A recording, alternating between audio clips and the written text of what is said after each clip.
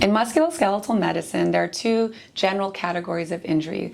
There are hardware injuries. Think of it when you fall and you tear a muscle, or you strain a muscle, or you unfortunately break a bone or tear a ligament.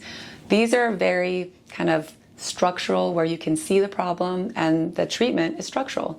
Think about, on the opposite hand, what happens when you sit at your computer for 8 hours a day and you get home and you try to lay down and your neck or your upper back hurts. Or when you try swimming and after an hour your shoulder is really sore. These are actually not individual muscle problems, but they are actually the result of patterns of multiple muscles and joints overseen by your nervous system to create these habitual patterns of movement that are really critical for how we live in our lives.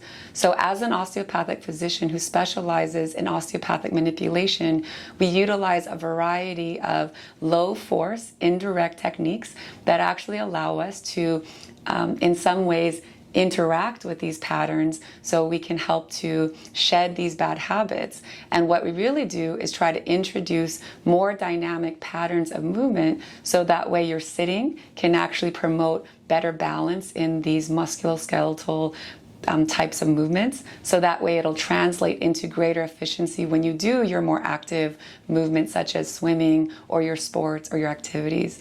So one of the greatest powers in our nervous system and our musculoskeletal system is the power of adaptability. And as an osteopathic physician, we really strongly believe in treating that integrated system, not by chasing pain, but actually restoring function through kind of fusing the design that allows all of these separate pieces to optimize function by working together.